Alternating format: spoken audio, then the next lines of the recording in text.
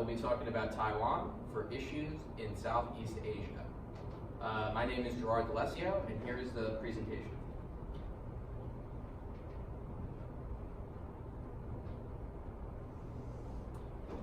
Taiwan, to me, is a very unique country because it's part of China, but it's very unique culturally, and it's very unique because it has its own currency. They have their own culture, their own takes on their own religions, their own political parties, but they're very uniquely tied to China.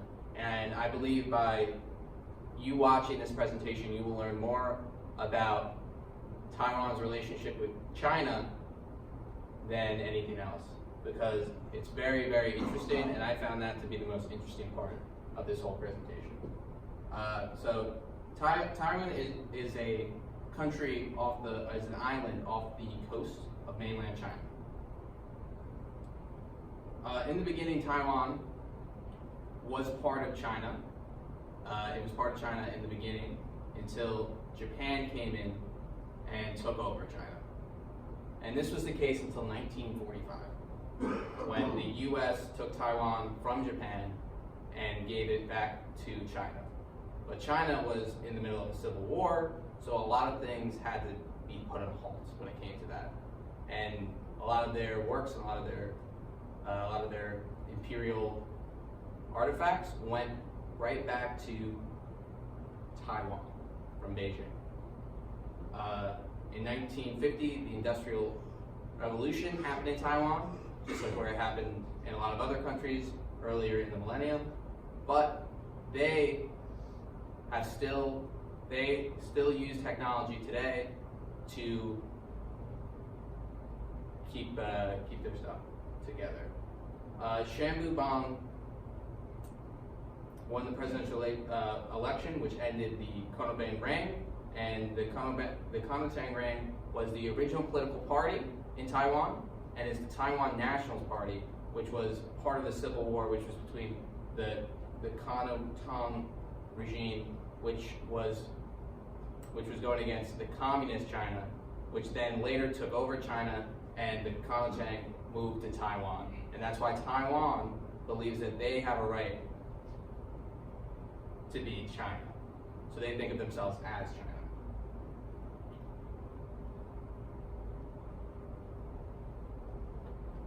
The One China principle basically means that Taiwan and China are one, that they are one nation and that they will always be together. Taiwan's history and China's history are very similar, and they are almost the same history. Taiwan has its own government, its own currency, their own everything, their own trade with many countries, their own trade agreements, their own economic, their own tourism, and many, many other things that would make them unique and would be considered a sovereign state by other countries. But it is still not considered a sovereign nation by the UN.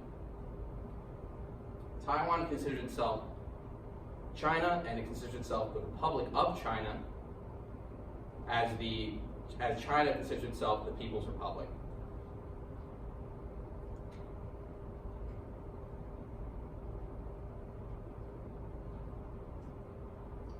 Two important events in 1992, the states of Taiwan and China disagreed on a governing body, and talks between them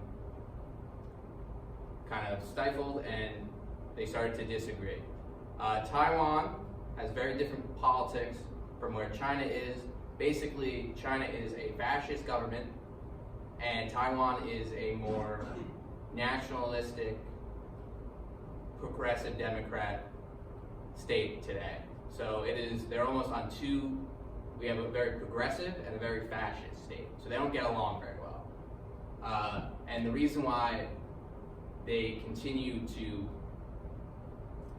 butt heads is because China believes that Taiwan is an essential part of China. The Sunflower Movement was a movement by young people in Taiwan to sort of show people, hey, China at any point could take away our rights. Right now, Taiwan is very independent, and they don't have to listen to anything that China really has to say. But this could change in the blink of an eye, because they can come over at any time and take away their rights. United States and China have been disagreeing for a very long time, and they're basically rivals. And Taiwan is in the middle because Taiwan is part of China, but they have their own trade agreements, so they make different trade agreements with the U.S. So the U.S., just like the U.S. backed the nationalists in the Civil War, still back Taiwan, because they're basically, the state of Taiwan, or the Republic of China, is part of the Nationalist Party, and it is that identity. The Republic of China lives on in Taiwan. So the U.S. used the Taiwan Relations Act to open up more trade, open up more communication, and to make Taiwan more of a friend with the U.S. And China is not very fond of this for obvious reasons, because China is in direct competition with the United States.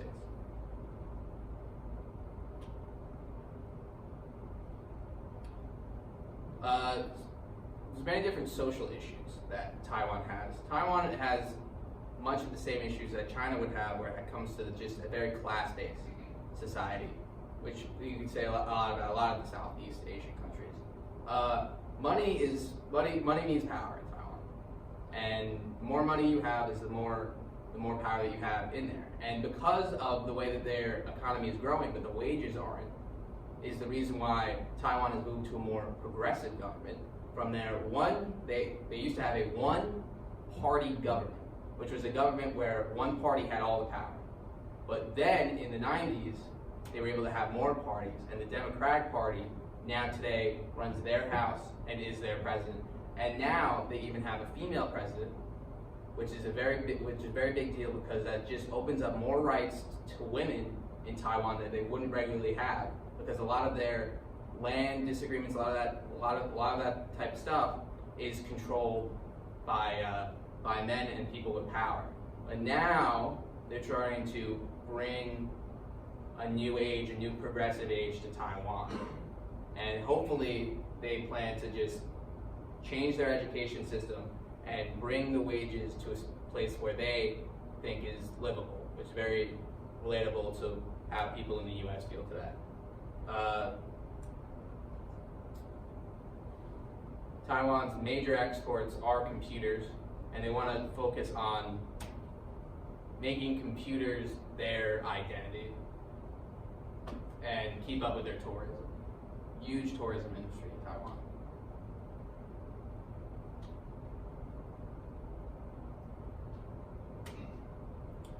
Taiwan has an identity crisis because Taiwan and China are always bickering, and because of this, they're separate, but they don't feel one. But they're very much tied because of their history. They have different beliefs. They have different things. Taiwan, because of the no policy that they had zero communication for a very long time after World War II. So because they were operating on their own, their cultures became very, very different. So you have that native Taiwanese and that nationalist Taiwan, and they came together and created a very different culture than the one in China. So Taiwan is trying to find their footing, where they want to respect their roots, which is China, but they want to be free from the oppression that they're getting from China. China wants to move more towards. Taiwan wants to move more towards bringing in development of chipsets, different types of cores and stuff.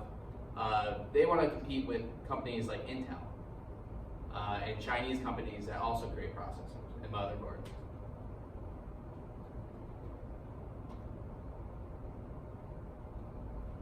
Two of the biggest computer part manufacturers in the world are Acer and Asus.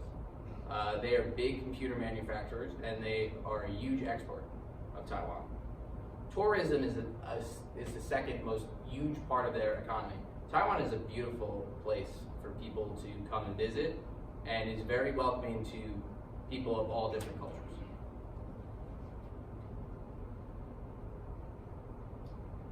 And as the world becomes more global, the issue is globalism. Taiwan is great for tourism. There's very little crime, beautiful mountains, national parks, a lot of artifacts of Imperial China, a lot of Chinese influence, but it's a little less ambitious than China because it's small, it's a little more compact, it's easier to see.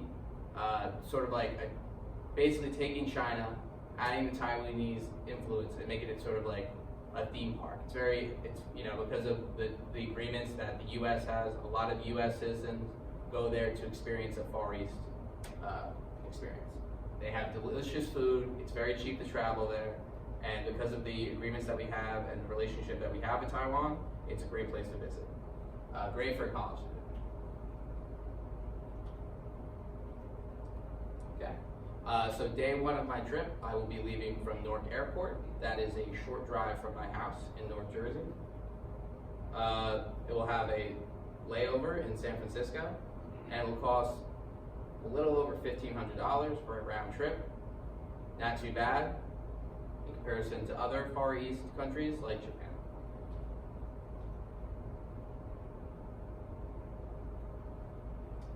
Okay.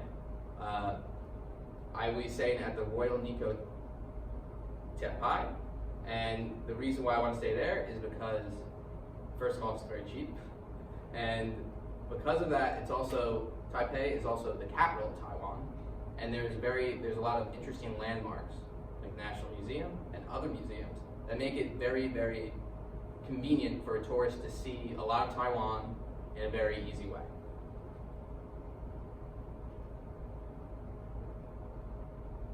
Okay, so the first night I'll stop at a barbecue bar and restaurant, one that's open late. I would probably go to this one, the barbecue restaurant, but it's 7 minutes walking from there, and there are many different street foods that I would not want to discount.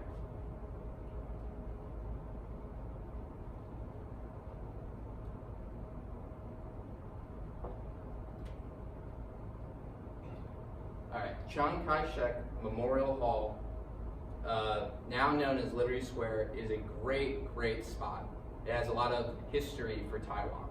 It was built to honor the former president, Genghis Khan Chek, and former president of the Republic of China when they were a sovereign nation after World War II. It has they have a lot of meetings there, a lot of different events like the sunflower project happened there, and it is very beautiful and has many different archaeological feats like the blue roof, the eight symmetry, which is big in Taoism because they 8 paths, and for $20 you could walk through it, have happy paths, extract. And it has 89 steps to signify the age of their former president.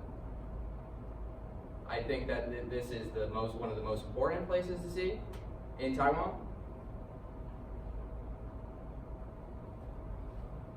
Okay, so the Shaidai Night Market, it's a great market to go to get a souvenir and a bite to eat. The Shopado is a roasted flatbread with sesame seeds, very delicious. A Yao Tao is donut. It's a fried food, easy street food.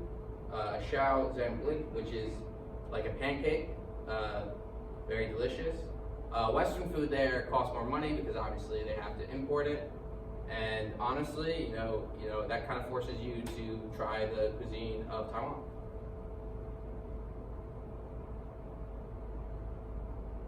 Xing National Park, probably one of the most exciting things that you'll see there because you're able to see these beautiful clouds that just kind of billow over the hills.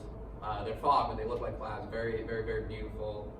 There's different waterfalls.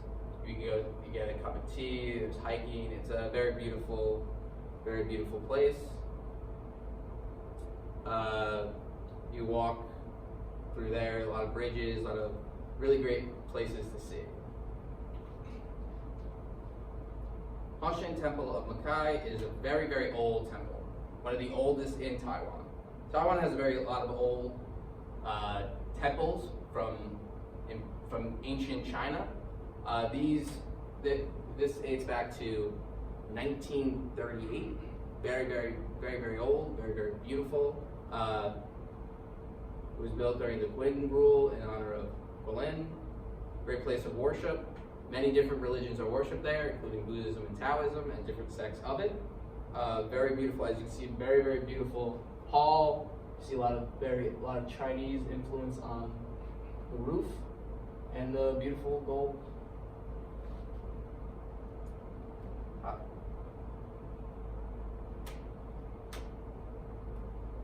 Okay, for all you hikers out there, the gorge in Tokyo National Park. Tokyo is is a very less touched area of Taiwan. Like Taipei would be is a very very urban, very modern feeling. But this sort of brings it back. It gets its name from the Tuki tribe, which actually fought the Japanese coming over and taking Taiwan when they were originally conquered. Fought them in the war, and they were very recently recognized as a tribe by China. Very beautiful. There are many different areas you can explore. There's the 100-Lion Bridge. There's the Temple of Eternal Spring. Very beautiful park, the gorge. Very ancient. It comes from, the whole area was underwater originally for people who are into geology. The whole area was underwater millions of years ago. Very unique formations, very beautiful place.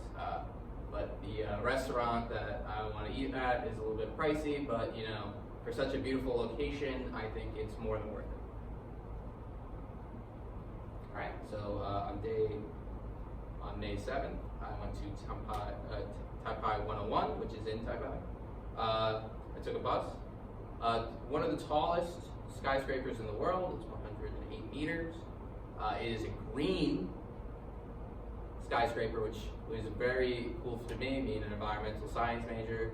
I love to see that.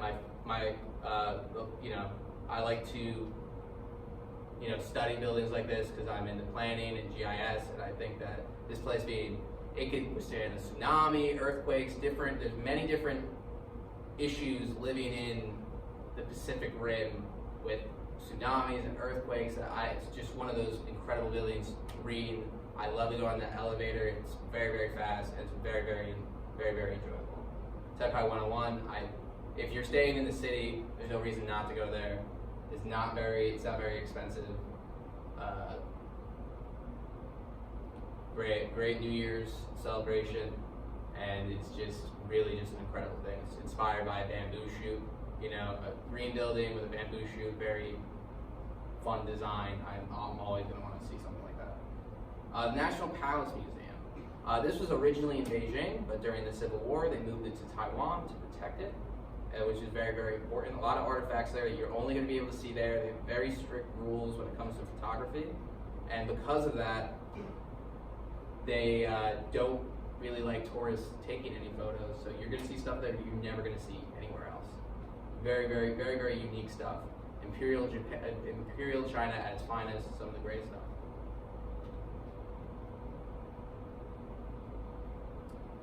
And then, unfortunately, we have to leave, so I take a taxi out, go back and plane, and I'm heading back, lay over in San Francisco, and here are my sources. Thank you for having me, and I hope you learned something about Taiwan and their issues with China.